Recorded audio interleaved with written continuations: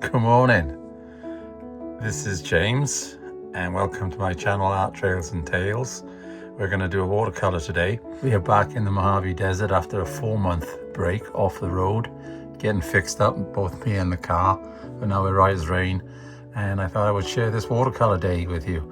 We are in just outside Barstow, and I'm going to take you for a little walk, and then you are familiar with my ride, my little fixed up beauty home. There's my babies, bygone babies. There's my present baby out there, Mr. Bizzles. So look at it, we got us a campsite, we got us a beautiful rock. And with that drawing, we're all running on solar.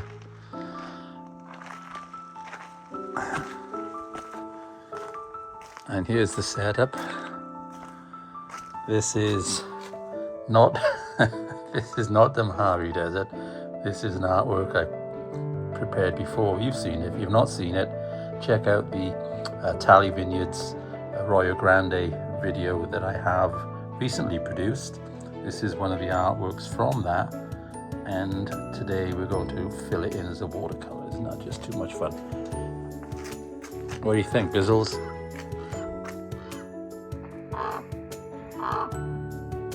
Mr. Crow likes it. Come on in, sweet boy. What's that?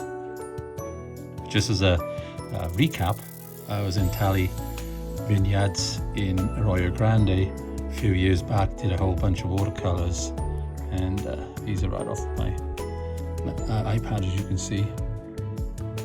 And I referenced these drawings to create.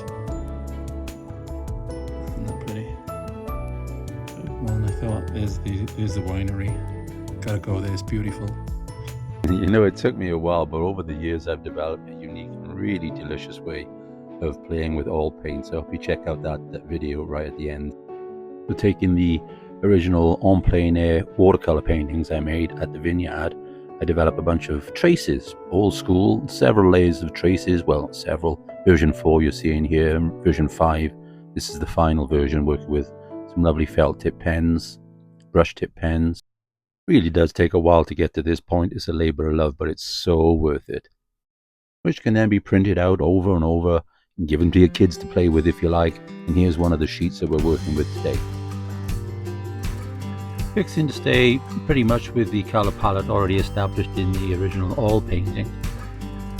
We start out here with some ultramarine blue and Windsor blue mixed in. I like to layer up paint so they have more depth of color than you would if you just pre-mix the color and put it in flat. This is also a great way of seeing a sequence of color, passages of color as I call them, in your painting.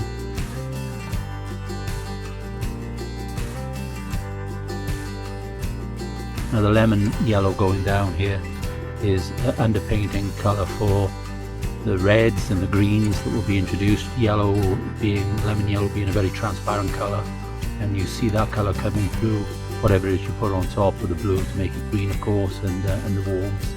Like this here, a little touch of cadmium red going on top of the yellow. And you really see that yellow come through. Henri Matisse once said that color without its complement is dead. Well, I took that statement to heart, so make a point of wherever I'm putting down a blue, I'll try and find a complement to that. When I'm putting down a green, I'll be looking for a place to put a purple and so forth.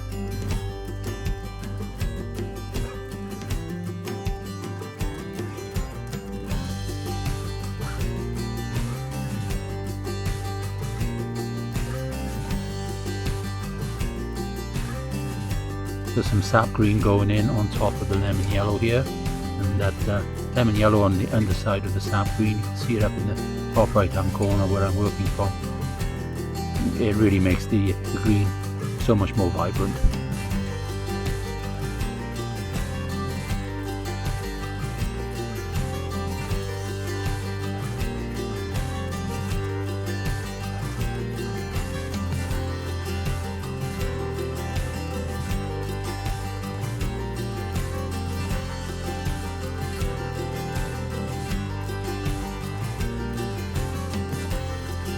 Ultramarine blue going heavily over the top of the yellow here for a darker colour contrast. and then come in with this cadmium red. I'm using this clean. I'm not mixing this with another color. I like this. I like the white coming through here, and that's a pretty color just as is. So little touches here. You can see little passages of the red. The idea is if you put your finger over any one of those colors like the reds there, the composition doesn't work. So you know that you've got it right.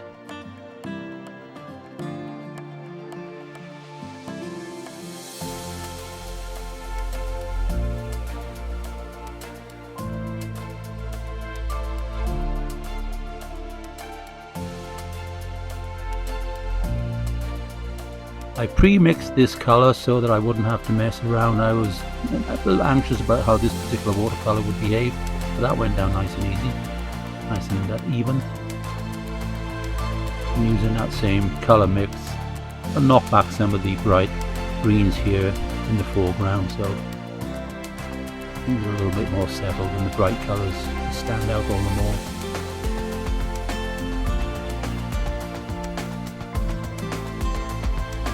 I decided back in 2017, kids all grown up and off to college and doing their own lives and doing other things, that it was time for me to go on an adventure and travel again. So I committed to selling everything pretty much, and we've been gadding about, well, not quite gadding, there's a little bit more purpose and intent to it than that, but painting, taking photographs, enjoying nature, and getting out and spending time doing things that I really want to do. So travel a lot.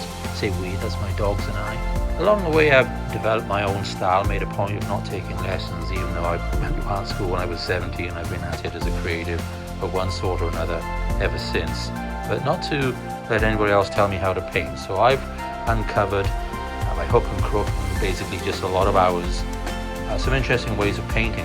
This is not a guy living large kind of video. It's just me, James, out and about with my dogs doing our thing. I'd share some nature with you and hopefully get you relaxed enough to bust out some paints.